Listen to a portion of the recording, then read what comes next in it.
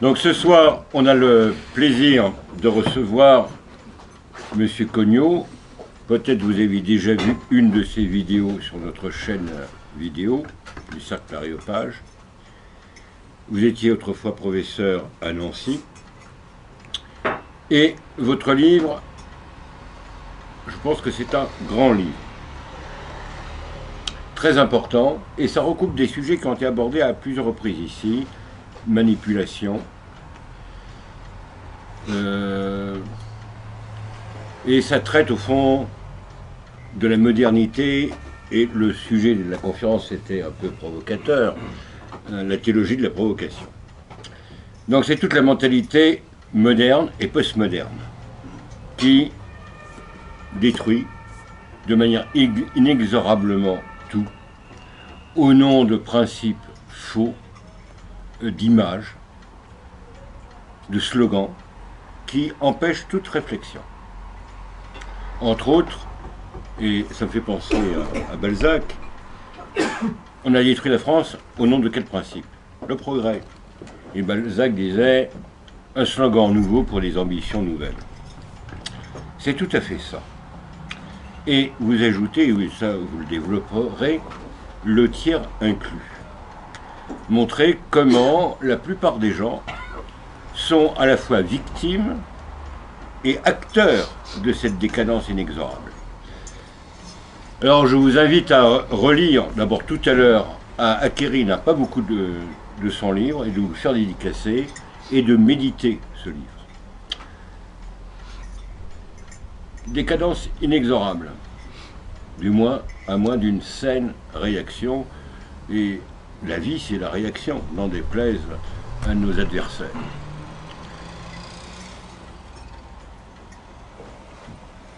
Décadence inexorable. Et voir comment, alors laissons de côté des petites histoires comme le personnage ou en couleur de Azef, mais combien a-t-il d'Azef aujourd'hui? Moi j'ai connu, cette petite parenthèse, un professeur d'université qui avait 3 noms et qui était sur des échiquiers totalement différents. C'est rare. Mais aujourd'hui ce sera peut-être difficile avec Internet, mais je ne vais pas vous dire les milieux qu'il fréquentait, mais une fois que je l'ai vu, il était professeur à Strasbourg, l'université, comme quoi le personnage a fait quelques émus. Et ce qui est important, que pour lutter contre cette déshumanisation qui aboutit à l'anti-humanisme et à la mort de l'homme, il faut revenir à une philosophie réaliste. Alors quelques pistes de lecture, entre autres Marcel de Corte, l'intelligence en péril de mort. Je pense que j'en ai assez dit, à vous, cher ami. Merci, frère Seyré, merci pour votre invitation, merci pour votre soutien. Je suis très heureux de parler au cercle de l'aéropage de mon livre, et sous cet angle qu'on a choisi, puisque chaque fois, pour un peu varier, disons, le propos, je prends un angle différent. La dernière fois, c'était au dialogue franco-russe. Bon, je parlais de mon livre plutôt sur le plan du rapport entre la parole et la réalité, puisque dans ce livre, j'essaie de montrer que nous sommes enfin, la situation que nous vivons aujourd'hui est dominée par cette substitution du discours aux faits et sur la négation des réalités que les gens sont en train de vivre. Et cela sur un plan extrêmement général. On peut évidemment parler des guerres, des conflits, mais cela vaut également pour notre expérience quotidienne dans les sociétés dans lesquelles il nous est donné, hélas, de vivre. C'est ces sociétés qui se placent sous le signe de la démocratie, de la modernité et de la liberté, et évidemment du progrès, comme l'a dit frère Thierry, qui sont au fond des vaches sacrées qui interdisent même la réflexion, n'est-ce pas? Et qui sont données comme étant comme des vérités absolues que l'on ne peut mettre en cause, et comme correspondant à des réalités qui sont le contraire, justement, n'est-ce pas, de ces concepts qui ne sont que des présupposés idéologiques. Alors dans ce livre, j'ai essayé de remonter aux sources de cette catastrophe que nous sommes en train de vivre, comme l'a dit très bien frère Thierry, c'est-à-dire de cette décadence qui a toujours pris le masque du progrès. Et j'ai essayé de définir cette modernité donc, qui naît, on peut dire, vers le milieu du XIXe siècle, dans le contexte des nouvelles formes de société qui sont à la fois, qui vont prospérer jusqu'à nos jours, et qui sont toujours doubles, parce que qu'est-ce qui apparaît à ce moment-là comme une société qui peut remplacer les anciens systèmes? C'est le capitalisme et la démocratie. Et donc chaque fois on constate qu'il y a, pour chaque phénomène, il y a une face noire et une face blanche. Le capitalisme est plutôt mal perçu, mais il est toujours couvert par la démocratie, parce qu'on considère que le capitalisme est indissociable de la démocratie, et la démocratie est indissociable du capitalisme.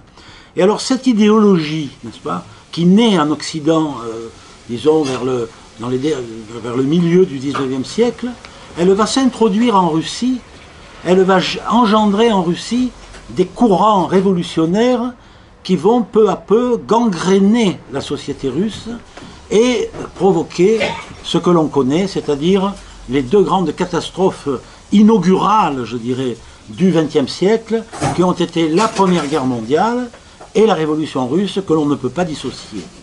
Donc je me suis penché sur ce phénomène du nihilisme,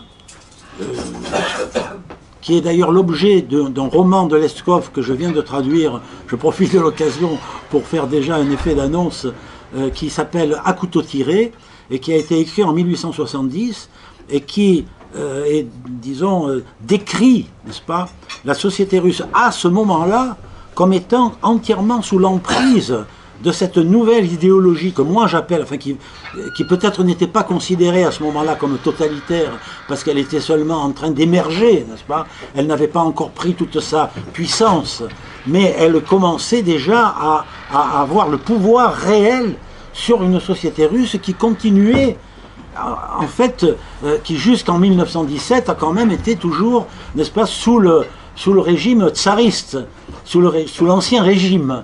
Mais ce qu'il y a de flagrant, c'est que on pourrait dire au pouvoir officiel, qui perd de plus en plus de son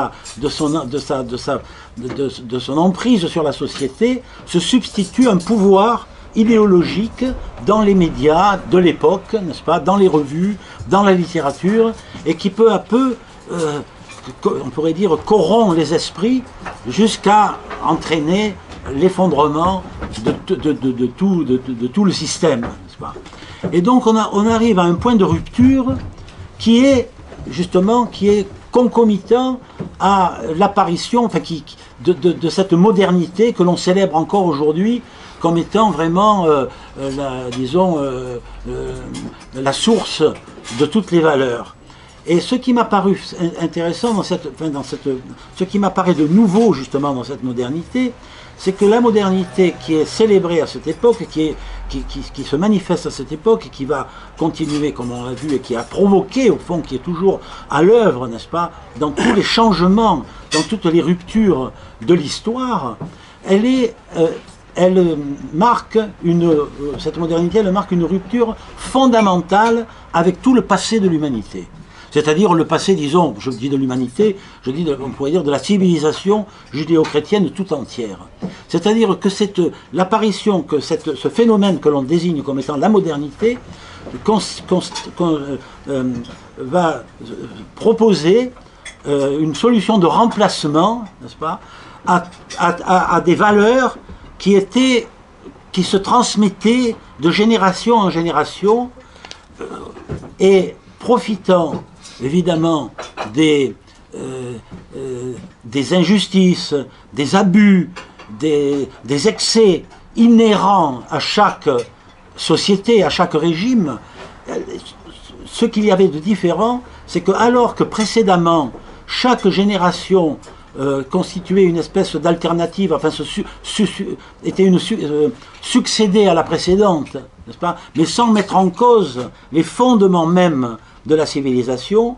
Et cela, je l'avais constaté déjà dans le domaine de l'art, parce que le livre que frère Thierry vient de vous présenter s'inscrit dans le prolongement de notre livre que j'ai écrit et qui était consacré uniquement à l'art et qui s'appelle L'art contre les masses, où j'établis un parallèle une relation entre le modernisme artistique et la modernité sociale.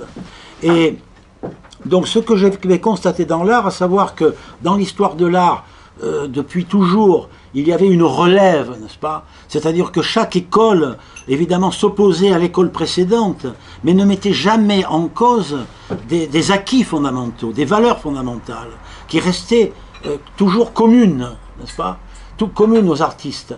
Et là, ce à quoi on assiste, c'est vraiment à la destruction même de l'art en tant que tel, alors que cet art en tant que tel était on pourrait dire promulgué justement par les avant-gardes de cette époque. Et cela m'a donné à penser que ce qui était le signe de ce que j'appelle de cette provocation qui, selon moi, constitue l'essence même de la modernité, eh bien c'est l'inversion des valeurs.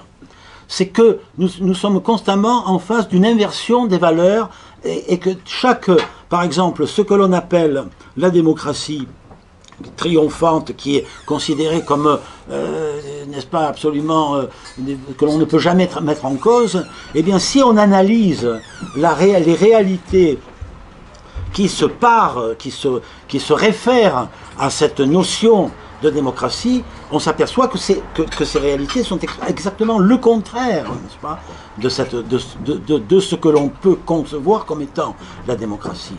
Il en est de même pour le progrès. Le progrès technologique, on ne peut pas le mettre en cause. Pas le progrès technologique, il est. Mais quel est le résultat de ce progrès technologique? C'est une décadence morale, sociale, politique, permanente. Et même, je dirais, une décadence artistique, dans le domaine artistique. Parce que le progrès va toujours dans le sens du confort, de la commodité technique, n'est-ce pas? Regardez ce qui se passe avec les DVD, toutes ces nouvelles technologies que l'on exalte, elles s'accompagnent toujours d'une régression artistique. Regardez par exemple, vous ne pouvez plus maintenant voir un film comme on le voyait avant. Parce qu'avant, quand vous voyez un film qui était avec la pellicule, en 35, ça n'a aucun rapport avec le digital. Vous écoutez de la musique, vous écoutez les CD, n'est-ce pas? Ou toutes les formes maintenant de support, MC3 ou tout ça. Mais ça n'a rien à voir avec les anciens même modes de reproduction, même les disques vinyles, qui ont toujours beaucoup de succès auprès des mélomanes, parce que leur reproduction était beaucoup plus fiable, beaucoup plus juste. Donc on assiste constamment à une régression, n'est-ce pas, qui est sous le signe du progrès. Le progrès désigne en fait est l'expression d'une régression permanente et c'est toujours au nom de... Regardez par exemple, pour revenir à la démocratie. La démocratie se veut comme, sous le signe de la majorité, n'est-ce pas, la volonté de la majorité. Mais en réalité, ce sont les minorités qui décident de cette majorité. On assiste à des paradoxes absolument invraisemblables. C'est le culte des minorités sexuelles, toutes les minorités que vous pouvez imaginer, qui sont portées au pinacle et au nom desquelles tout le monde auquel on doit s'assujettir, etc. Bon, je ne vous renvoie pas à des phénomènes que vous connaissez aussi bien que moi, concernant les nouvelles lois, les nouveaux décrets, qui vont tous dans ce sens. Donc, alors cela n'est pas nouveau. Ce que j'ai voulu montrer dans mon livre, c'est que j'ai voulu essayer de retracer, si vous voulez, l'histoire de cette provocation à travers les différents systèmes totalitaires qui se sont succédés et qui tous d'ailleurs ont en dénominateur commun cette modernité. Si vous prenez même le nazisme, le nazisme le nazisme se voulait porteur de modernité, n'est-ce pas? Dans ses excès, dans ses outrances, dans ses exclusions, dans ses discriminations, il se voulait porteur, et il a été porteur de modernité, n'est-ce pas? Les usines, quand on veut, toutes les qui ont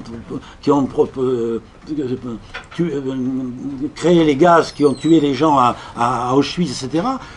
L'industrie était, n'est-ce pas?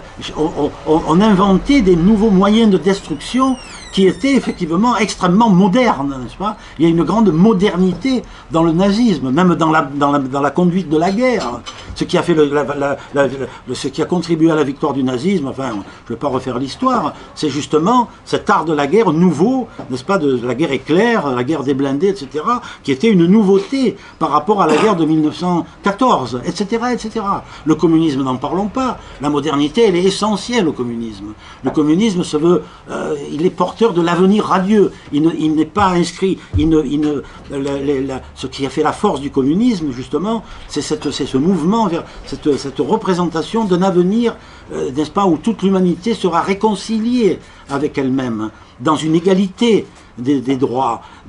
L'idée était absolument fascinante, et d'ailleurs elle a galvanisé des millions de gens, au point que même les victimes même, n'est-ce pas, du bolchevisme, vous le savez très bien, criaient « Vive Staline !» Elle était victime de Staline et criait « Vive Staline !» Donc il y avait une espèce de fascination dans la représentation. C'est cela qui m'a paru important. Et frère Thierry vous a parlé du tiers inclus.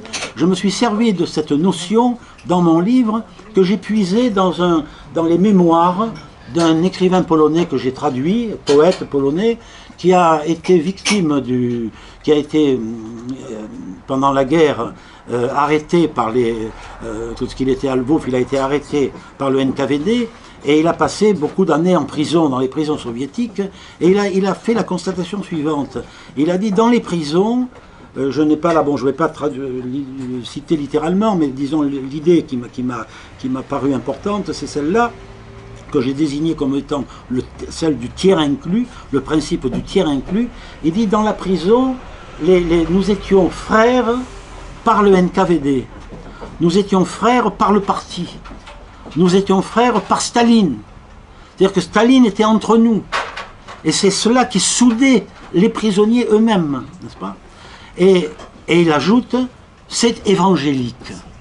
Alors ça m'a évidemment énormément, disons, choqué en quelque sorte, mais ça m'a donné à penser qu'au fond, tous ces systèmes totalitaires étaient comme d'ailleurs des observateurs il y a eu, fin de cette époque, l'avait remarqué, c'est par exemple Armand Robin, qui disait que le communisme est spirituel à l'envers. Que tous ces systèmes totalitaires, au fond, sont porteurs d'une sorte d'une religiosité dépravée, je dirais, n'est-ce pas?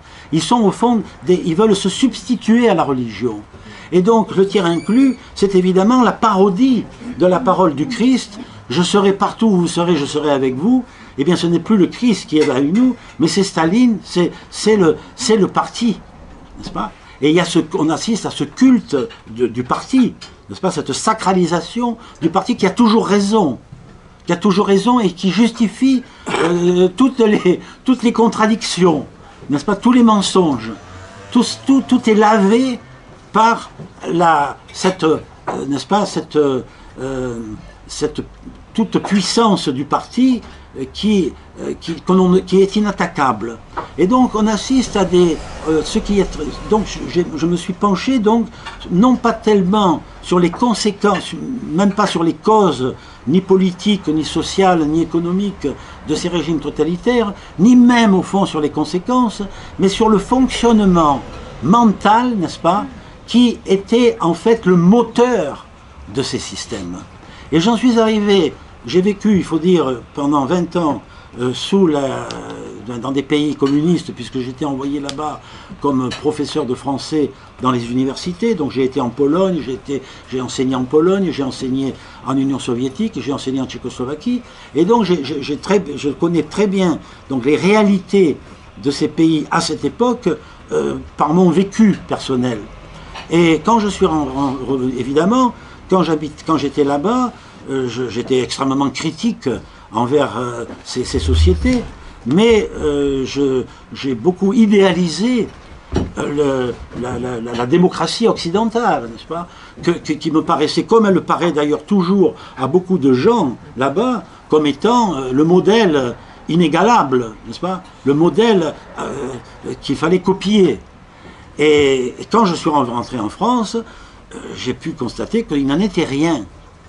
Et que cette fameuse démocratie, au fond, constituait à sa manière, et d'une manière beaucoup plus, évidemment, douce, beaucoup plus sournoise, beaucoup plus efficace d'ailleurs, beaucoup plus efficace, une nouvelle forme de totalitarisme, et que j'ai appelé le démocratisme totalitaire. Et qu'il s'agit d'un démocratisme totalitaire qui s'exerce par cette action sur la pensée des gens et qui se traduit, je dirais, par des réflexes pavloviens, n'est-ce pas? C'est-à-dire que on ne va pas se pencher sur les réalités, on ne va pas s'intéresser aux réalités qui sont évoquées par l'information que l'on reçoit. L'information, elle est, disons, elle ne fait que véhiculer des présupposés idéologiques donnés comme absolument, n'est-ce pas, absolument inattaquables, absolument comme des impératifs catégoriques, on pourrait dire, n'est-ce pas, pour reprendre le mot de... Ce sont des impératifs catégoriques qui ne peuvent pas être mis en cause, n'est-ce pas? La démocratie ne peut pas être mise en cause, la modernité ne peut pas être mise en cause, la liberté ne peut pas être mise en cause, le progrès non plus. Et cela donc est commun à tous ces systèmes totalitaires et apparaît aujourd'hui avec une force renouvelée dans nos sociétés, parce qu'on considère que nous avons vaincu, n'est-ce pas, le mal, que les anciens totalitaires, les systèmes totalitaires appartiennent au passé, et que nous vivons sous le règne de la liberté. Alors la liberté, évidemment, c'est la notion, c'est la valeur par excellence. Or, les grands romanciers russes, j'ai parlé de Leskov, mais évidemment, on ne peut pas passer sous silence Dostoïevski, qui, dans Les Démons, met en scène un personnage qui s'appelle Shigaliov, qui dit j'ai commencé, en parlant de son propre système communiste déjà, n'est-ce pas, il dit j'ai commencé par je pose la liberté illimitée, je vais donner aux hommes la liberté illimitée, et cela va conduire au despotisme absolu. Donc on arrive à ce paradoxe, n'est-ce pas, pour parler de l'inversion des valeurs, à ce paradoxe du despotisme de la liberté. C'est-à-dire qu'au nom de la liberté, tout est permis, tout est possible. Et à partir de ce moment-là, ce que les gens sont en train de vivre et qui est en totale contradiction avec cette liberté. Parce que si on s'interroge sur notre vie, on s'aperçoit que nous vivons sous une censure permanente, nous vivons sous une désinformation, un système de domination, mais qui sont isolés, n'est-ce pas, et qui sont menacés. Donc tout n'est pas perdu, et je crois que c'est disons, chacun peut, et je crois que ce qui est le plus important pour résister à ces nouveaux systèmes, à ce nouveau système de domination, c'est évidemment de créer des liens, des niches, et cela par le biais des associations qui peuvent essayer d'apporter une parole toute cette provocation permanente qui est à l'œuvre à tout moment, n'est-ce pas? Voilà. C'est donc un peu cela que j'ai voulu démontrer dans mon livre. Alors il y a, comme je l'ai dit, il y a plusieurs axes, il y a plusieurs thèmes. J'ai voulu, par exemple, il y a un chapitre qui porte sur on pourrait dire le mythe de la conspiration mondiale, n'est-ce pas? C'est très à la mode, le mythe des complots. N'est-ce pas? C'est un complot qui est à l'origine du 11 septembre, enfin des attentats du 11 septembre. Dans chaque événement, on essaie de trouver une cause secrète, n'est-ce pas? C'est-à-dire que chaque événement est facilement présenté comme étant provoqués justement par un complot, par une association secrète. Or je pense que ça c'est l'arbre qui cache la forêt. Et que ce ne sont pas ces complots, il n'y a pas, je crois que c'est une erreur de s'orienter justement vers cette interprétation. Parce que ce qui est en jeu, c'est plutôt le système, c'est la structure même du système, si vous voulez, de ce nouveau système de domination qui s'appelle le nouvel ordre mondial. Le nouvel ordre mondial n'a pas besoin de complot pour exister. Le complot, il existe. Mais, le complot peut-être, mais c'est pas un complot, si vous voulez. Je ne dirais pas, on peut considérer que les États-Unis, puisque maintenant ils sont d'actualité, n'est-ce pas? On peut considérer que les États-Unis sont à la tête de ce nouvel ordre mondial. Ils l'inspirent, n'est-ce pas? Ils veulent défendre leur hégémonie, etc. Mais je pense que même que les États-Unis eux-mêmes, en tant qu'État, si vous voulez, sont eux-mêmes, si vous voulez, victimes d'une certaine façon de ce nouvel ordre mondial qui s'instaure partout, qui cherche à s'instaurer partout, et qui crée un nivelage, n'est-ce pas? Qui crée une véritable nivelage, une sorte de table rase permanente, de façon, évidemment, à laisser le champ libre, au fond, à des oligarchies qui ne sont pas nationales, qui sont internationales. N'est-ce pas? Et ce sont ces oligarchies qui mènent le jeu. Alors on peut, si vous voulez, parler d'un complot à cette échelle-là, oui, si vous voulez. Bon, mais ce que je veux dire, c'est que il est très facile.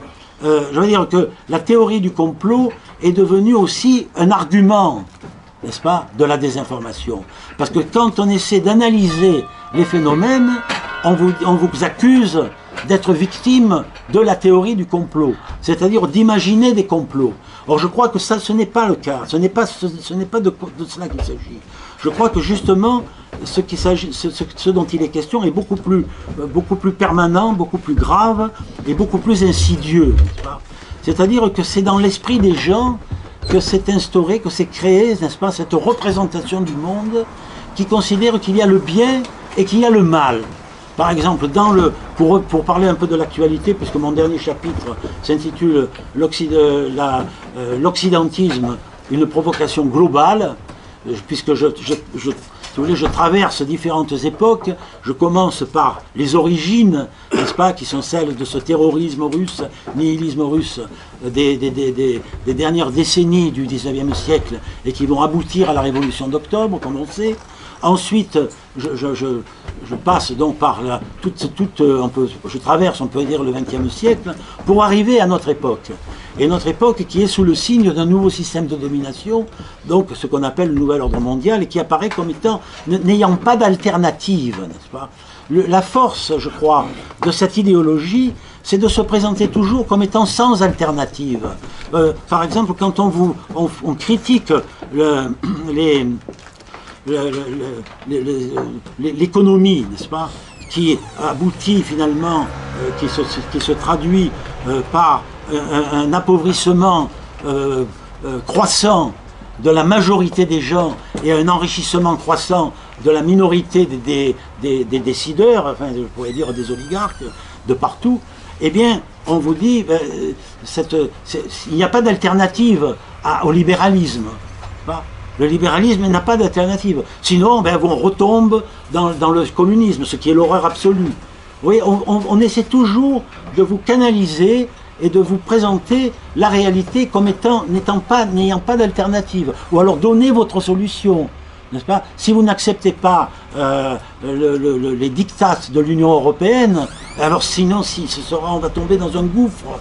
Ce sera l'anarchie, ce sera n'est-ce pas? Il y a toujours aussi une espèce de catastrophisme latent qui est utilisé pour empêcher toute solution, n'est-ce pas, toute autre solution que celle qui est imposée par le système actuel, par le système régnant.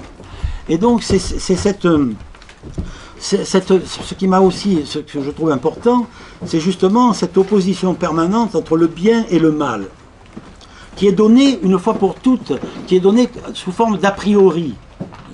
Alors on peut trouver cela, on trouve une illustration dans l'actualité la plus immédiate. Je ne veux pas trop faire disons, trop actualiser mon propos, mais regardez ce qui se passe, par exemple, dans la guerre de Syrie. On a accablé les Russes, on les a accusés de crimes de guerre, de crimes contre l'humanité, alors qu'en même temps, on défend, on présente les terroristes même, n'est-ce pas, à Alep, qui occupent les quartiers d'Est, comme des insurgés, des révolutionnaires. Ce sont des opposants à Bachar el-Assad qui, lui, est présenté comme le plus grand mal. Vous voyez, on procède toujours par une opposition entre le bien et le mal. Bachar, c'est le mal absolu.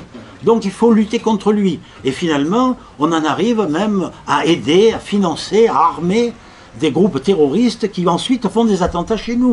N'est-ce pas? Le groupe Al-Nosra, pas seulement l'État islamique, qui occupe les quartiers d'Alep qui sont en guerre en ce moment, eh bien c'est un groupe qui est aussi terroriste que l'État islamique.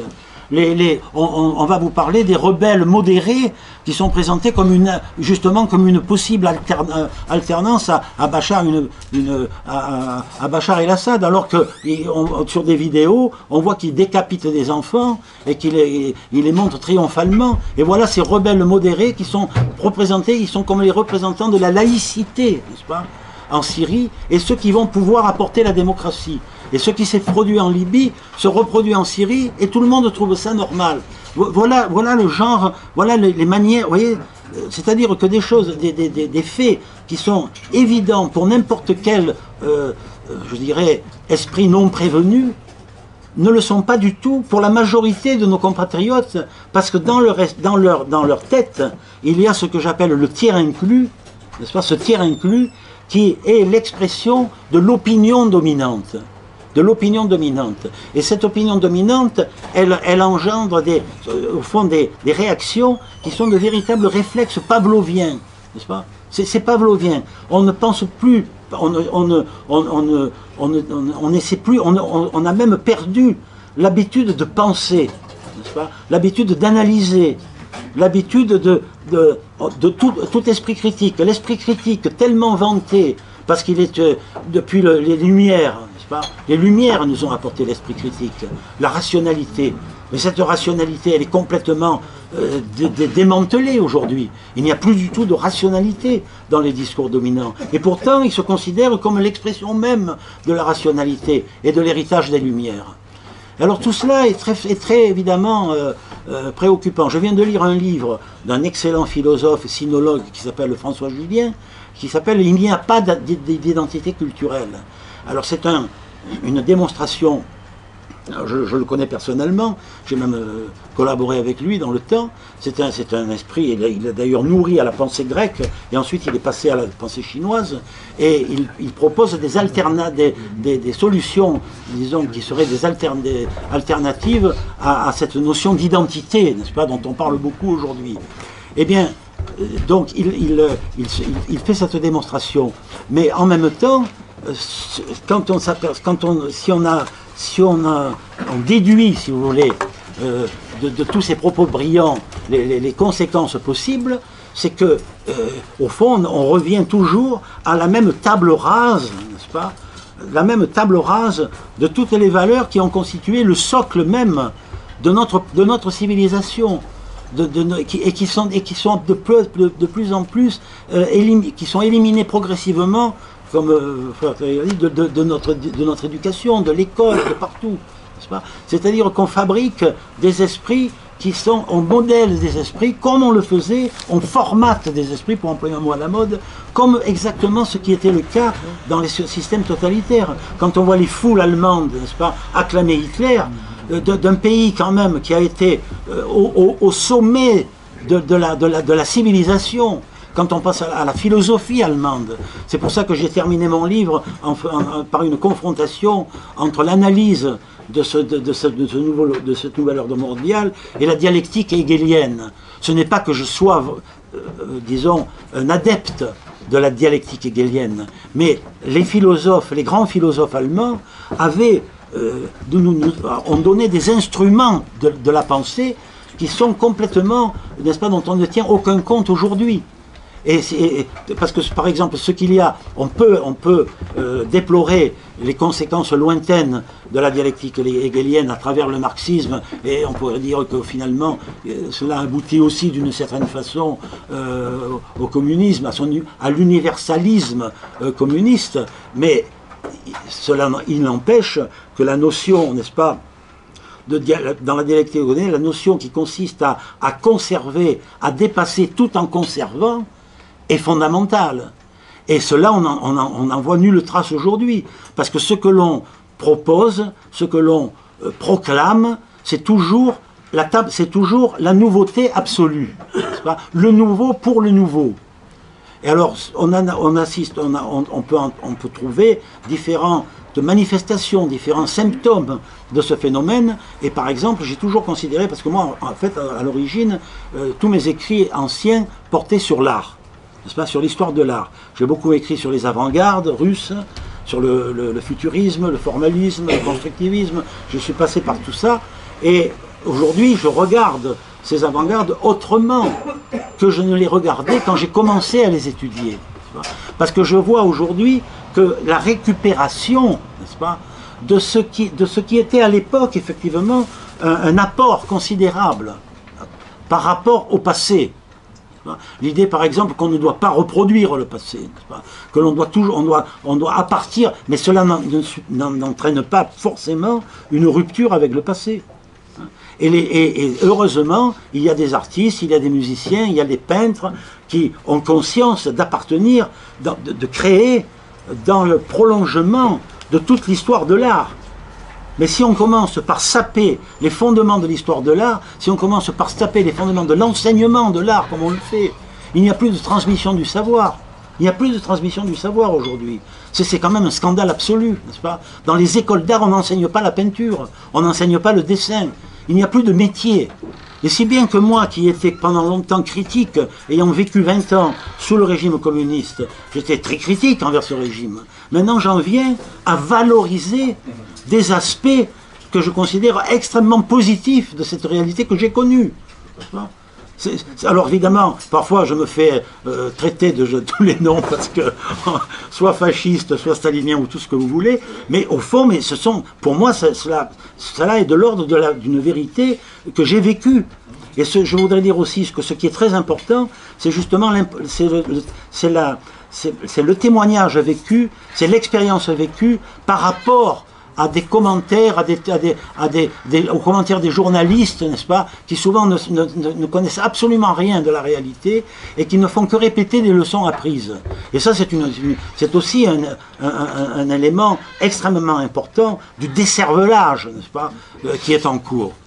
J'étais à Moscou parce que je suis toujours un peu disons, entre les deux pays. Ma femme est russe, j'ai vécu très longtemps là-bas, j'adore la Russie, je me sens aussi russe que français, et je pense que la Russie est le pays qui peut-être est le seul pays à résister encore à cette espèce d'effondrement général. Mais j'ai rencontré Alexandre Latsa qui m'a parlé de ces conflits avec les envoyés spéciaux.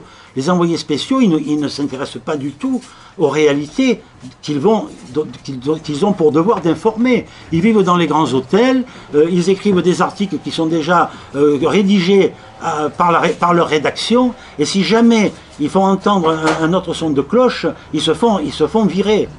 Moi, j'ai bien connu Jacques Merlino, par exemple, l'auteur des vérités. Les vérités yougoslaves ne sont pas toutes bonnes à dire. Il était envoyé spécial, justement, de la télévision française en Yougoslavie au moment de la guerre. Et là, il constate que tout ce qu'il voit, tout ce dont il doit rendre compte, est en totale contradiction avec tout ce qu'on lui a appris, tout ce qu'on racontent les médias.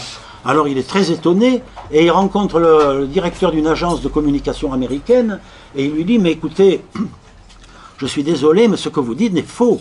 On parle de viols de femmes, de camps de concentration.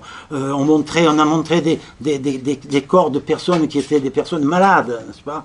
Parce que le raffinement dans la désinformation va très loin. Qu'on voit agrippés à des barbelés.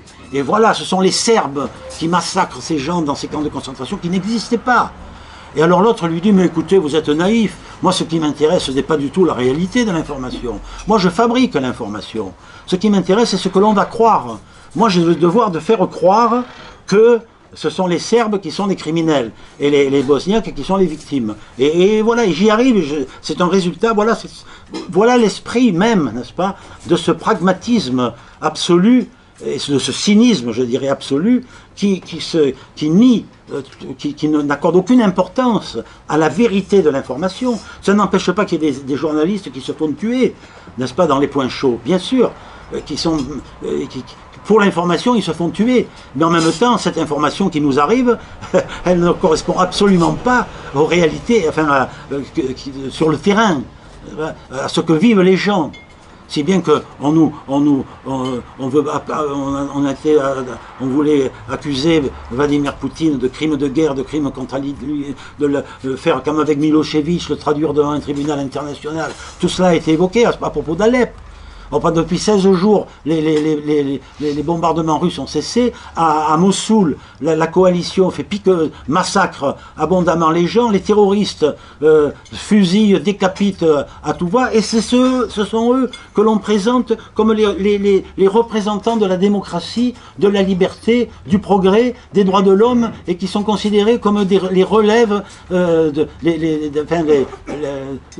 comme étant les seuls possibles pour remplacer cet affreux Bachar el-Assad qui quand même tient encore depuis 5 ans, n'est-ce pas, avec une armée qui quand même qui se défend. S'il était aussi odieux que cela, on peut supposer qu'il aurait disparu depuis longtemps. Mais on ne regarde pas, on ne considère pas les réalités. On ne voit pas le fait que la plupart des Syriens qui sont protégés, ils se trouvent dans la Syrie utile, parce qu'ils ont échappé aux terroristes.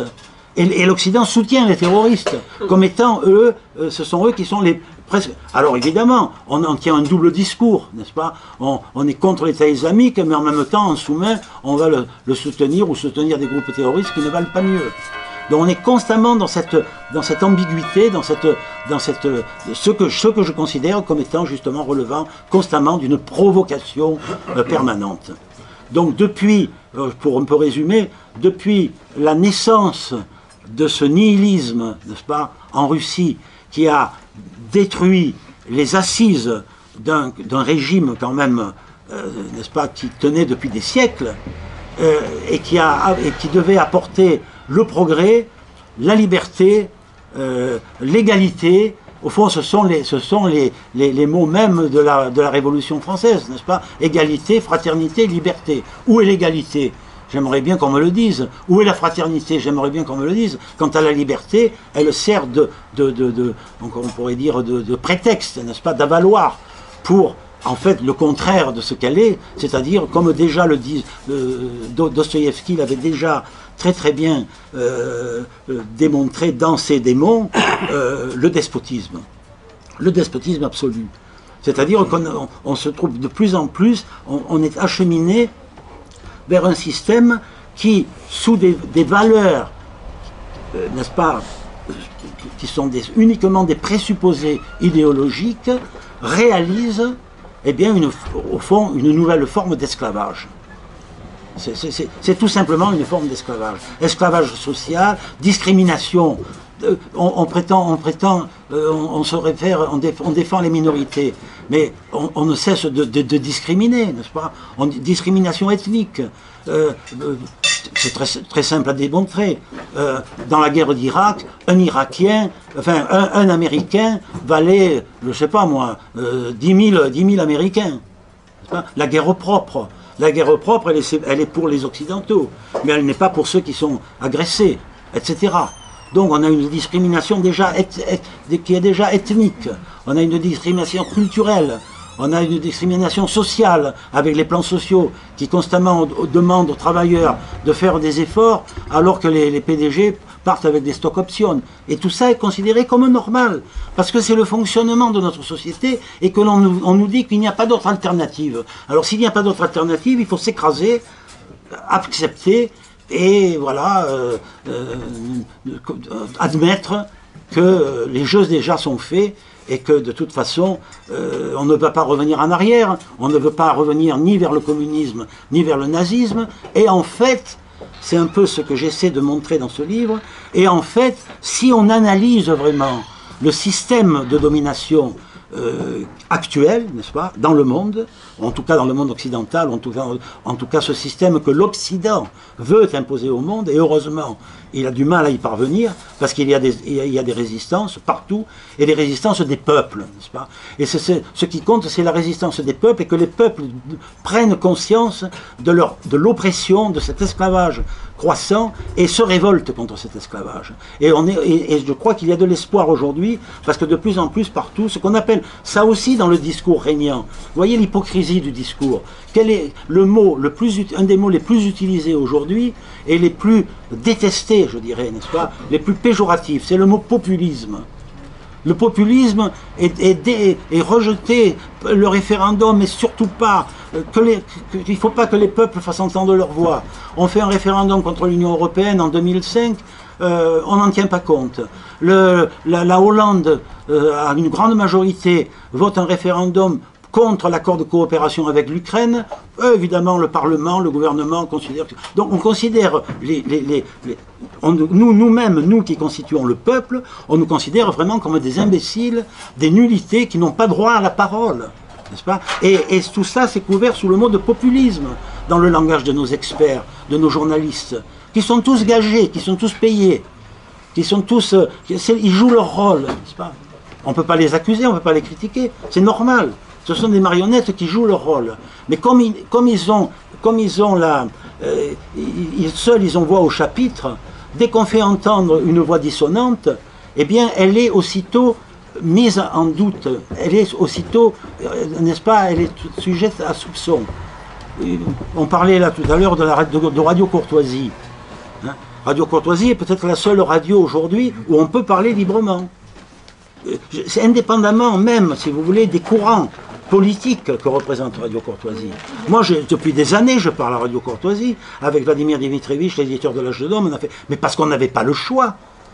Alors, moi j'ai beaucoup d'amis, évidemment, des cercles divers qui me disent, mais comment peux-tu parler à Radio Courtoisie? Mais c'est la seule radio où je peux m'exprimer, n'est-ce pas? Donc, c'est ça. Oui, frère Thierry. Dites-moi, hein, parce que moi, oui, d'accord. Donc vous voyez, voilà un peu, si vous voulez, le tableau que j'ai essayé de dresser dans ce livre, qui est un essai, donc un peu zigzagant. J'aborde évidemment la question juive, parce que ça c'est une question à laquelle on ne peut pas... Et c'est à partir d'un faux dont je me suis occupé, qui avait été publié en Russie dans les années 80, du faux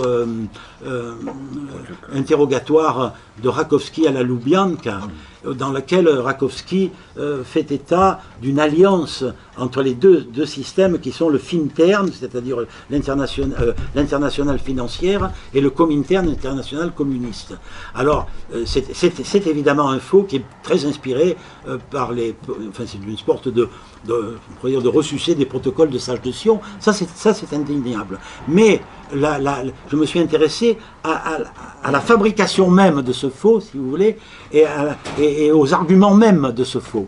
Et en même temps, cela m'a mené disons, à des déductions qui concernent justement cette alliance des extrêmes. C'est aussi un des thèmes que j'ai abordé dans ce livre, parce que par exemple, pour revenir à l'effondrement du tsarisme, un moment crucial a été l'assassinat d'Alexandre II, n'est-ce pas, le tsar réformateur, qui a été victime de ces réformes, parce que justement on ne voulait pas de ces réformes, et donc il s'est produit une alliance objective, on peut dire, entre les extrêmes, c'est-à-dire les éléments conservateurs de la cour qui voulaient mettre un terme à ces réformes, et ce n'est pas un hasard si Alexandre II a été assassiné le jour où il devait signer le décret de Loris Melichov transformant la monarchie absolue en monarchie constitutionnelle, ou presque.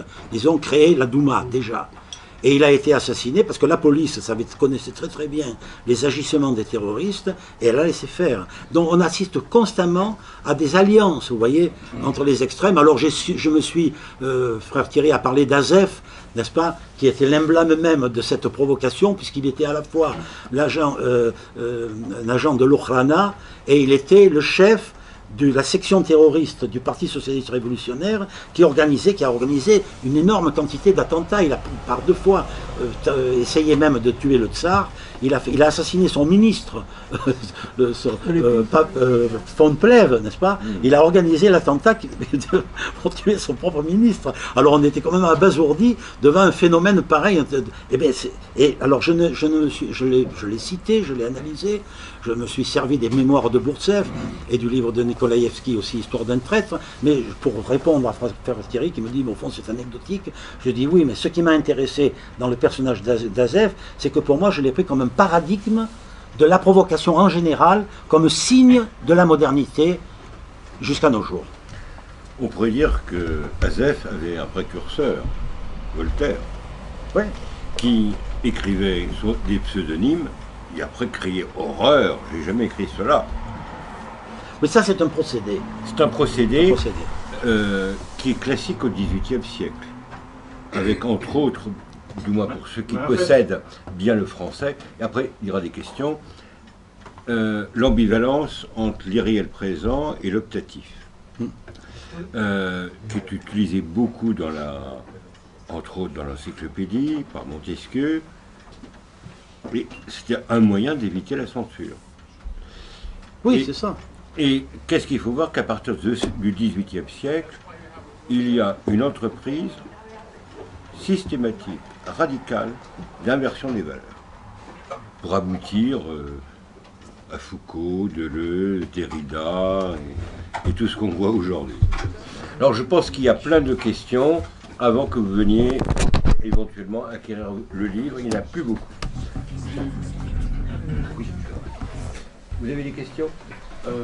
En fait, juste, je ne sais pas, c'est pas question peut-être, c'est par rapport de la révolution. Vous avez dit que c'est nihilisme qui a dirigé vers la révolution. En fait, il y a beaucoup de questions au gouvernement. Donc, Lénine, il a dit que la révolution est approchée par le gouvernement, pas par les terroristes ou Azef par exemple, ou n'importe qui. C'est le gouvernement, c'est la politique de gouvernement qui pousse les gens vers la révolution. Et vous avez dit que c'était bouleversé comme l'ordre qui a existé depuis des siècles. Oui, c'est vrai. Mais si vous voulez, les gens, ils sont été traités comme les bétails. C'est des bétails. Vous savez très bien, ils sont été vendus comme les chiens. Donc c'était comme ça. Donc c'est la situation. C'est pas disons, les communistes, les méchants communistes, même, comme les Azef. Azef, d'ailleurs, il était créé par l'État. Oui, c'est un... Comment ça s'appelle? L'Okhrana. Akhrana, oui. C'est comme Frankenstein. Oui. C'est Frankenstein.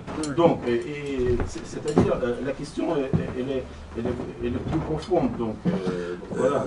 Je suis tout à fait d'accord avec vous. J'ai énormément résumé et aplati un peu les choses, parce que ce que j'ai voulu dire à propos du nihilisme, c'est qu'il a agi, il avait ses raisons, évidemment.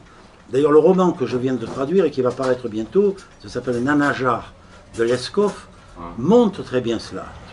Et il montre, entre autres, et c'est très étonnant, j'ai trouvé une concordance étonnante avec la situation actuelle, parce qu'il oppose les vrais nihilistes, c'est-à-dire ceux qui sont mus par vraiment, on pourrait dire, un idéal, n'est-ce pas, de changement, de justice, n'est-ce pas, et qui se battent contre contre le régime existant. Et puis ce qu'il appelle l'ordre, oui, ce qu'il appelle les négilismes, les négilistes qui eux vont utiliser le nihilisme dans leur propre intérêt, vous voyez, ils sont des, on pourrait dire, des arrivistes, des gens qui profitent de la révolution, et c'est tout à fait étonnant que cela s'est produit chez nous au moment, par exemple, au moment de mai 68. N'est-ce pas? Si on voit ce que sont devenus les agitateurs de mai 68, qui au fond étaient des nihilistes, et ce qui sont devenus, voilà, des profiteurs. Donc il y a des concordances. Mais ce que je veux dire, c'est que, bien entendu, je ne veux pas faire d'assimilation entre les nihilistes de cette époque-là et les bolcheviks. Parce que les bolcheviks, au contraire, ils étaient des jacobins. Ils ont instauré un ordre étatique très puissant, très fort, et ils ont arrêté aussi, ils ont, si vous voulez, c'est la raison pour laquelle ils ont très rapidement reconstitué l'Empire. Pas seulement, si vous voulez, l'Empire c'est autre chose. L'Empire, disons, donc ils sont transformés l'État de Moyen-Âge, c'était le Moyen-Âge, c'est la Russie avant la révolution d'octobre, excusez-moi, c'est n'importe quoi, c'est le Moyen-Âge, c'est la petite Vaptiak, donc écoutez, il ne faut pas exagérer. Si, Bon, attendez, attends, il faut lire Tolstoï. Mais oui, attendez un instant.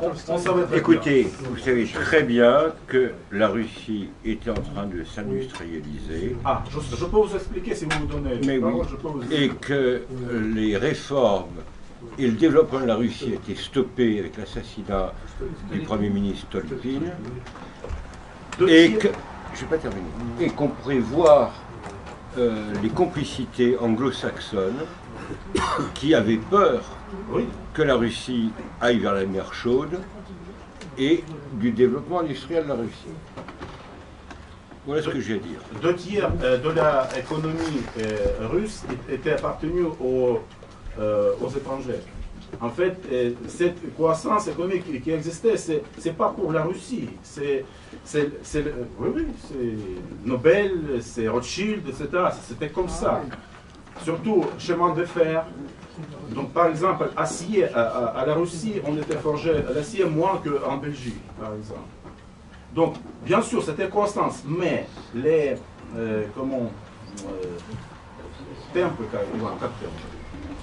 les temples, c'était moins considérable qu'en Occident. Croissance, c'était, en tout cas, c'était toujours, c'est pas la même vitesse qu'Occident. La Russie aurait progressé économiquement, serait plus riche. Elle progressait, mais pas comme Occident. Occident, cette croissance était incroyable. L'Allemagne était métal. En Allemagne, c'était 8 fois plus que la Russie. Si, 8 fois. C'est incroyable. Oui, c'est comme ça. Vous avez commencé combien de temps avant? Les États-Unis, c'est encore pire. Donc voilà. Est-ce que vous connaissez la thèse de Simonski? Tout le monde ne parle pas en même temps, c'est enregistré. Pour continuer ce que dit monsieur, et j'avais la question, Oui. parce que moi ce qui m'interroge dans ce que vous avez dit, c'est comment expliquer l'émergence du nihilisme en Russie, et comment expliquer maintenant le retournement. Alors, je reviens au point de départ, ce que je vous disais. Simonski, la thèse de Simonski, c'est de dire la Russie était le dernier rempart, avec l'Autriche-Hongrie, de la chrétienté.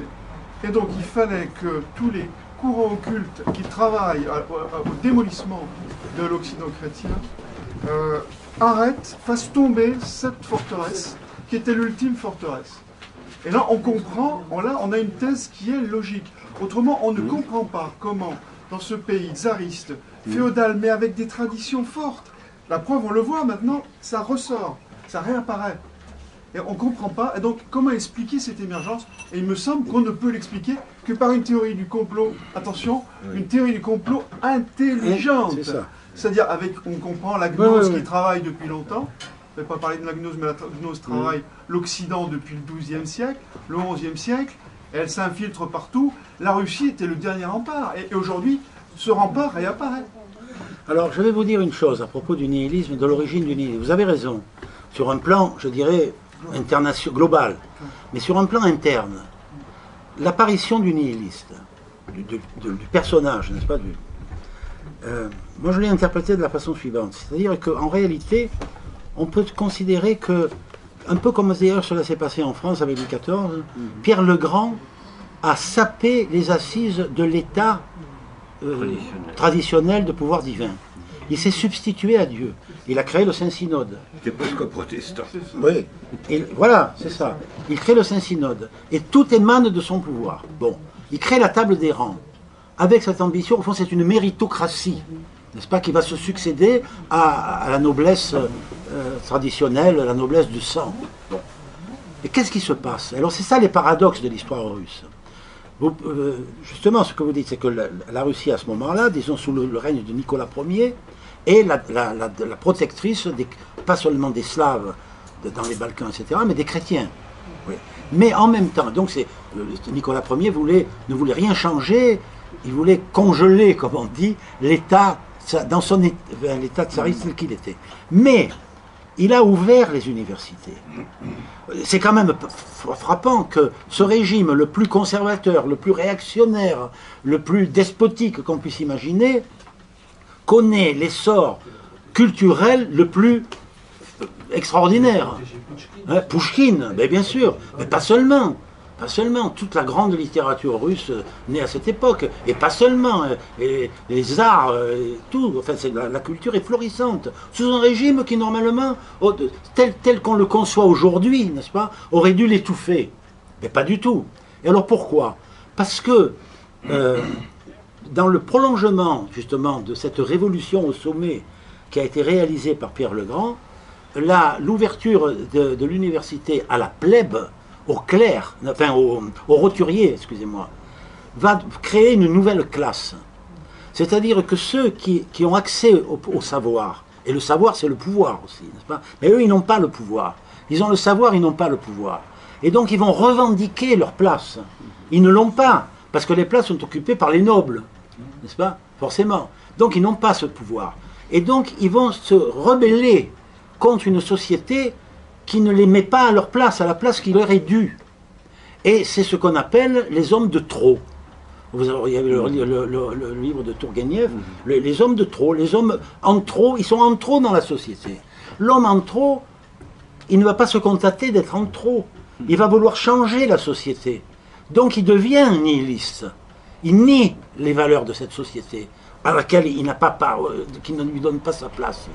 Et donc va se créer ce milieu révolutionnaire qui va peu à peu, après le nihiliste va passer à l'action et il va devenir un terroriste.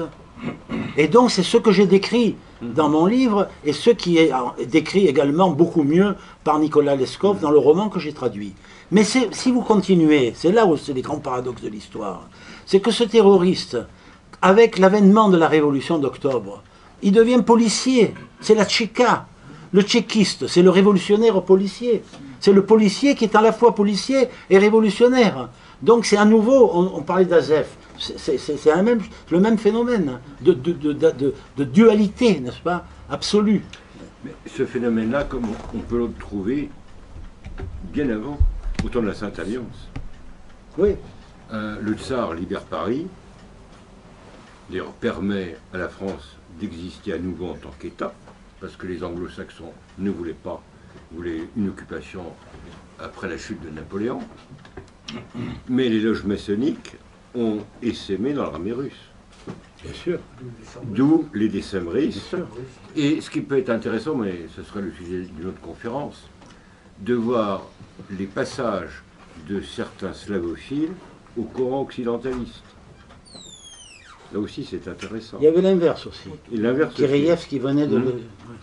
Il y a eu des mouvements... Une question, on connaît Dostoïevski, il est possédé 1870, et vous avez parlé d'un autre livre, et j'ai mal entendu, qui parlait aussi du nihilisme en 1870. Alors, c'est un livre... Alors, voilà.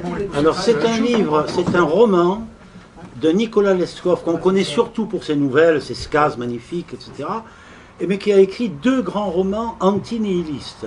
Le premier qui s'appelait Sans issue, hein, et le deuxième À couteau tiré, Nanajar. Alors, vous reviendrez pour le présenter. Alors, voilà. Avec l'ancien, enfin, l'éditeur de l'Âge d'Homme, Vladimir Dimitrievitch, qui hélas a disparu, et la maison est presque avec lui, nous avions une passion commune pour ce roman, qui était, mais alors, rejeté par tous, et entre autres par son auteur. Parce qu'il était tellement... il a tellement été attaqué de partout, à la fois par les milieux officiels, parce que ce roman a été publié en feuilleton dans le Messager de Katkov, qui était le grand publiciste conservateur, et qui était l'éditeur de Dostoïevski. Et donc en 1860, il a été publié en 1871, à peu près en même temps que les démons de Dostoïevski, exactement contemporains. Et il y avait donc, mais l'approche n'est pas la même. L'approche n'est pas la même. C'est-à-dire l'approche de Dostoïevski, comme vous savez, elle est métaphysique, elle est religieuse, elle est voilà. Alors que Leskov, lui, était un observateur extrêmement attentif, extrêmement minutieux des réalités sociales. Presque comme Balzac, très juste. Et donc c'est un roman qui apporte une autre vision du nihilisme, n'est-ce pas ? Comment ? Vous le donnerez quand ? Ah ben le 9 février, il sera dans les librairies. Je viens de terminer les corrections. C'est un roman qui fait 975 pages. Oh, mais vous reviendrez à ce moment-là. Ouais. Ah, j'ai une passion pour ce roman. Bon, le résultat, il ne m'incombe pas d'en juger. Je l'ai préfacé et je vous dirai, pour revenir un peu à notre propos, pour moi c'est un roman prophétique en quelque sorte. Et c'est très curieux parce qu'il raconte toutes sortes d'histoires épouvantables dans ce roman, une intrigue policière, n'est-ce pas, avec ce qu'on pourrait appeler l'équivalent de l'oligarque d'aujourd'hui, un maréchal de la noblesse complètement dépravé, etc., et frivole, et puis des intrigants autour qui veulent s'emparer de sa fortune, et une femme, une vampe, une courtisane, enfin, qui l'épouse et qui veut l'assassiner pour s'emparer de sa fortune, etc., etc. Tout ça est très banal, mais les personnages sont extraordinaires. La peinture, la galerie de personnages dans ce roman, des personnages de nihilistes, des personnages justement des négilistes. Il y a un certain Gordanov, il y a la femme, là, une femme fascinante, n'est-ce pas, qui s'appelle Bodrostina Glafira, ces gens sont complexes en même temps, ces personnages. Ils ne sont pas, on ne peut pas dire qu'ils sont, vous voyez, ils ne sont pas des machines, ils ont une psychologie. Ce qui est frappant dans les démons, c'est la complicité des milieux mondains. Pareil. Avec les terroristes. Oui, avec les terroristes. Ça, ouais. Alors, je ne sais pas si c'est pareil. Oui, aussi. Parce qu'ils sont noyautés. Parce que les milieux mondains, les théories sont presque à la mode, en quelque sorte. C'est un peu ce qu'on connaît aujourd'hui. Tout ça. L'intelligentsia, au moment de la révolution bolchevique, était très proche, au moins des socialistes révolutionnaires. Ah oui. Et une grande partie de ce qu'on appelle l'immigration blanche, en fait, ce sont des révolutionnaires. Au moins plus de la moitié. Comment ? Révolutionnaire anti-tsariste, pas anti-intégraliste. Oui, mais ce sont des révolutionnaires. Des révolutionnaires, oui. Bon, oui. Et la plupart de ces gens-là, d'ailleurs on peut penser par exemple à la pseudo-sainte Marie de Paris, enfin, qui a été canonisée par l'église de Constantinople. Scorzo. Oui. Ah ben oui. Qui était à la fois, mais c'est toute une histoire, petite noblesse, oui. Amie de Bock, amie petite bourgeoise. Oui, ami du despote, président du Saint-Synode russe. Pas bien dans un sens. Oui. Et après, elle se marie, elle abandonne son mari, devient révolutionnaire, a failli être fusillée par les Blancs. Et c'est le président du tribunal qui l'épouse. Tous les deux viennent par la Yougoslavie en France. Et un se convertit, devient jésuite de rite oriental, et elle devient pseudo-religieuse chez Monseigneur Elov. Mais c'était une révolutionnaire. J'ai connu à Odessa. Excusez-moi de parler comme ça. J'ai connu à Odessa mais Nicolas Potorask qui était dans le même groupe de résistance qu'elle. Ouais. J'ai connu à Odessa, parce que j'étais dans les années 70, j'étais à Odessa, et j'ai rencontré évidemment des émigrés russes, des Russes qui étaient en France et qui ont été rapatriés. Et l'un d'entre eux, Nicolas Potares, qui avait été secrétaire de l'Église orthodoxe en France, et qui avait été secrétaire de Berdyaev, m'a beaucoup parlé de Maria Skopska, parce qu'ils étaient dans le même groupe de résistance. Elle a été, vous savez, elle a été arrêtée. Elle a pu être admirable. Elle a remplacé à Auschwitz, une autre détenue. Non, elle a une scène admirable. Oui, une sainte, oui. Ça, Enfin bon, en tout cas, elle a eu un comportement oui, admirable. admirable. C'est à l'âge d'homme, monsieur, votre livre? À l'âge d'homme? Non, c'est au Sirte. Vous l'avez ici. C'est Il y en a trois. L'édition donc, des Sirtes. Le prochain, on parle de ce sera l'Escoff. l'âge d'homme ou Sirte? Non, aussi. Ah, l'Escoff, c'est au Sirte aussi. Ah oui. Maintenant, je collabore avec les éditions des Sirtes parce que malheureusement, les éditions de l'âge d'homme sont... On est toujours les collaborateurs de quelqu'un. Oui, oui, c'est ça. Ils sont un peu en extinction depuis la mort de Dimitrievitch. Et je vous signale que je prépare au Sirte donc, la publication de ce roman et aussi la publication de mes entretiens avec Vladimir Dimitrievitch, qui a été l'éditeur de l'âge d'homme, avec qui j'ai travaillé pendant 40 ans, parce qu'on s'est connus en 1972 et on ne s'est jamais quitté. J'étais co-directeur de la collection des classiques slaves à l'âge d'homme, et toutes mes publications, évidemment, tous mes livres ont été publiés à l'âge d'homme. Et il a laissé un catalogue formidable, hein, qu'on connaît, et il avait des positions qui, lui aussi, lui ont valu beaucoup d'ennuis. Et beaucoup d'être boycotté à cause de la Yougoslavie, etc. Pas uniquement. Ouais. Alors, encore une question? Simplement, j'ai Oui. une amie, déjà, elle est étonnante par son histoire, parce que l'arrière-petite fille de Louis II de Bavière, Oui. j'ai un fils, et elle est aussi la fille de Tartakovsky, qui était numéro 2 du Parti communiste français. Thorez avec la carte numéro 1, oui. et elle est la carte numéro 2. Et comme elle est issue d'une famille de grands résistants, Malraux l'avait envoyée à 18 ans en Pologne, pour la révolution étudiante, où il y avait beaucoup de gens qui étaient en Pologne, par rapport notamment à la guerre de l'Est. Et elle a forgé une réflexion intéressante. Elle parle de soft fascisme. Oui. Ce dont vous parlez, c'est-à-dire Oui. l'esprit devient l'ennemi. Oui, Et c'est on ça. s'aperçoit très vite que l'ignorance est un apprentissage. L'ignorance n'est pas naturelle. D'ailleurs, on le voit dans la nature. On peut dire que c'est cruel, manger une gazelle, mais on ne peut pas dire que ce ne soit pas esthétique. Esthétique de sentir. Et aujourd'hui, on en arrive, et ça, je le vois par rapport à Oui, c'est ça. Je veux dire la lumière dans l'homme, l'art en réalité. Hein. Il y a des gens qui ne savent plus sentir, ils ne voient plus rien. Oui. On ne voit plus rien. On a la tête dans le guidon, il n'y a plus du tout C'est le ça. pouvoir de la mort, on travaille pour faire de l'argent, on a une maladie. Oui. Et elle appelle ça, c'est elle qui appelle ça. C'est juste, Elle c'est appelle ça- juste. Elle a connu elle appelle ça le soft fascisme. Oui, c'est ça. Mais de toute façon, on voit ça avec la bourgeoisie, parce que la bourgeoisie, par rapport à l'esprit, la République aussi a un problème par rapport à l'art. Par exemple, l'art, c'est une valeur de droit. Et c'est toujours dans l'esprit aussi de la République que l'art est une affaire de droit.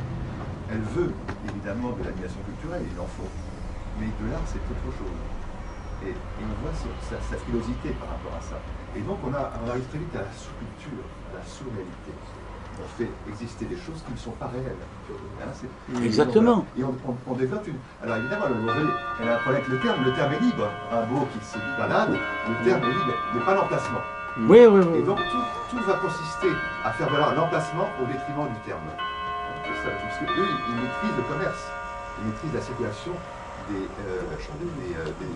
marchandises. C'est ça. D'ailleurs, l'art est devenu un objet commercial comme les autres. Mais exactement. Il y avait une singularité française qui, je crois, est tombée sous le spa, qui consistait à ce qu'une œuvre d'art, quand elle rentrait dans un musée français, dans n'importe quel musée de province, on ne pouvait plus en sortir. C'est un art spéculatif. Et ça, justement, ça protégeait la France de la sous-culture, parce qu'aujourd'hui, c'est ce qui s'est passé, par exemple, il y a des endroits aux Beaux-Arts de Paris qui ont été rasés, parce qu'à un moment donné, sous Lang, il y a eu un nouveau directeur, et il a considéré que c'était la sous-culture, c'était les réactionnaires, de garder ces meubles, il fallait faire des choses sans esthétique, il fallait enlever les boiseries et tout ça, et du coup on a rasé l'amphithéâtre qui était très important de l'histoire. Donc c'est vraiment toujours il faut être moderne. Alors maintenant, aujourd'hui, et je crois qu'il n'y a plus cette singularité française, maintenant un nouveau conservateur de musée de province peut dire, oh, il faut dépoussiérer tout ça, on n'a qu'à vendre tout ça, et on n'a qu'à acheter avec des nouvelles pièces nouvelles. C'est comme, et je connais aussi un garçon qui a été pendant 35 ans directeur des estampes au Louvre, et je peux vous dire qu'à Abu Dhabi, évidemment, on vend des œuvres d'art. On ne fait pas que les louer. Bien sûr. Donc, cette entreprise, vraiment, la sous-culture, c'est un peu comme l'argent. L'argent, en argot, on appelle ça la vaisselle de poche. La fonction de l'argent, c'est comme une soucoupe. Elle est là pour circuler. Oui. On met la tête du roi, la tête du roi circule, et c'est comme ça d'ailleurs que Louis XVI s'est fait attraper, parce qu'on a reconnu sa tête. l'argent, c'est aux presses. La clé, c'est pas quand il n'y a pas d'argent, c'est que l'argent ne circule plus. Et le problème, c'est qu'on met l'argent sur la tête. Et c'est le maître important. Et regardez la primauté de l'art conceptuel aujourd'hui. Tout à fait. Et on en a un exemple dans les deux collections, dans les deux expositions d'art russe qui viennent dont on parle aujourd'hui. La collection ne présente presque que des œuvres d'art conceptuel, comme s'il n'y avait eu que cela. Et c'est un choix de Beaubourg. Bien sûr. Parce que c'est le seul art qui est le non-art est donné, qui est donné comme il n'y a pas, là à nouveau il ne peut pas y avoir d'alternative. Moi j'ai été aux Beaux-Arts à Cergy et je peux vous dire que c'était une sorte de parafascisme. Mais parce oui. que tout d'un coup il ne fallait plus aimer la peinture, exactement. Il n'y a plus on retrouve la situation de la Révolution parce que à la Révolution française, qui sauve les connaissances, le savoir, c'est David. Oui. Et s'il n'y a pas David, et c'est là où on a une régression par rapport aux anciennes révolutions, aux anciens systèmes. Parce que moi j'ai bien connu l'époque soviétique. On peut lui trouver toutes sortes de défauts. Mais la richesse culturelle qu'il y avait, la qualité qu'il y avait, parce qu'on avait le sens du métier. Et écoutez, regardez, j'étais récemment à Moscou, à la collection de la galerie Tretiakov. De mon temps, les réalismes socialistes c'était l'abomination de l'abomination. C'était le contraire de tout ce qu'on pouvait, de toute la peinture, de tout l'art. Eh bien, aujourd'hui, on expose, il y a les œuvres d'avant-garde, n'est-ce pas? Il y a Tatkin, Malevich et tous les autres, Larionov, et à la fin, il y a les peintres dits réalistes socialistes. Eh bien, ils ont leur place, parce que c'était des peintres. Parce qu'ils savaient peindre, et parce que leurs œuvres sont de véritables œuvres au sens propre. Et ce sont des œuvres d'art. Et que l'on voit, moi par exemple, Labasse, Pimenov, Deinek, etc. Mais ce sont de très grands peintres. Et qui ont ils ont eu des prix, ils ont décoré le métro de Moscou, etc. Sous l'égide du bolchevisme, vous voyez. Et qu'est-ce qu'on a fait dans les années 90? On a tout sapé. La recherche, les instituts de recherche, tout a été détruit. On a vandalisé tout l'héritage. Alors, le régime bolchevique avait ses torts, on sait, mais il avait construit beaucoup de... et tout ça a été laminé. Et c'est pour ça que les Russes ont compris ce que signifiait la démocratie. Et ils l'ont compris beaucoup. Voilà. Vous vient de dire, vous-même, vous avez réestimé le communisme. Oui. Bah voilà. Oui, non, mais pas par hasard. Il ne faut pas quand même tomber dans l'autre. Il a des défauts, parce que le mal a plusieurs formes. C'est relatif. C'est relatif, si vous voulez. Mais c'est vrai que, par exemple, moi je suis membre d'un jury du prix, on donne chaque année, on va le donner encore cette année, le prix Russophonie, à une traduction d'une œuvre littéraire russe en français. Eh bien, ça c'est aussi...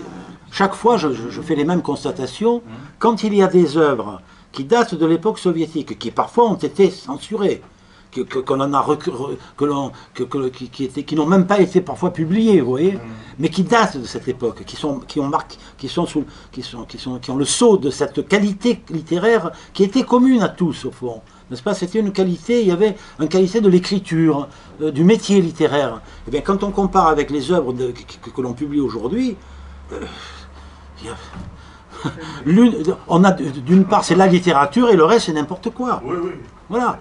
Et donc, malheureusement, mais parfois je ne veux pas dire qu'il n'y a pas des œuvres intéressantes qui se publient, il ne faut pas généraliser, mais dans l'ensemble, il y a une régression. Enfin, vous êtes russe, vous devez le constater. Il y a une régression. Dans l'art, il y a une régression dans la littérature. Là, le seul domaine qui, dans ces périodes de changement, est un peu préservé, c'est la musique. Oui. La musique, de par son langage, vous comprenez? Mais si vous voulez, la musique comme technique, mais pas musique comme les compositeurs. Oui. Comme les musiciens. Mais c'est pas seulement la musique. Musique, c'est... Mais enfin, il y a quand même une régression. Oui. Mais organisée. Financé. C'est bien organisé côté musique, aussi professeur de piano. Ah, ben voilà. Dernière attaque de l'homme vivant. Sûreté, on a plus besoin de l'homme vivant. Parce qu'on peut créer l'homme vivant en passant par la voie spirituelle ou par les arts. Parce qu'en tête à tête, on transmet de cœur en cœur, de l'homme vivant à l'homme vivant. La mairie de Paris, depuis 6 mois, est en train de voter les lois qui nous interdisent des cours individuels de musique en France. Voilà. Maintenant, il faut avoir 5-6 élèves pour 30 minutes. et c'est fini. Et c'est fini, ce prétexte absolument moche. On voit qu'un tête-à-tête entre professeur de musique et son élève, parfois les rapports intimes peuvent devenir sales. Il y a eu donc la manifestation des professeurs de musique à la Bastille, à la place de la Bastille, au mois de mai, parce qu'on a protesté. C'est énorme. Il y a déjà des conservatoires où il n'y a plus de cours individuels de musique. Fini la transmission, fini les professionnels. On ne peut pas être après 10 et 12 ans, il faut créer. Voilà. Mais absolument. On bureaucratise tout. On interdit. Oui. Invitez vos gens à... Oui, il me reste à vous remercier. Merci à vous, merci à vous. Donc il reste 3 livres. Donc ceux qui sont intéressés, je conseille vivement et de méditer certaines pages. Entre autres, tout ce que vous dites sur le tiers inclus. Et de vous poser la question, n'êtes-vous pas inconsciemment un agent de la subversion? Ah oui, on est tous un peu sujets au tiers inclus. Thierry, à ma dernière conférence, mais vous aussi, vous êtes dans le tiers inclus. Oui, parce que vous étiez victime. Bon. Oui, on est tous. Dernier exemple. Donc, ceux qui veulent viennent voir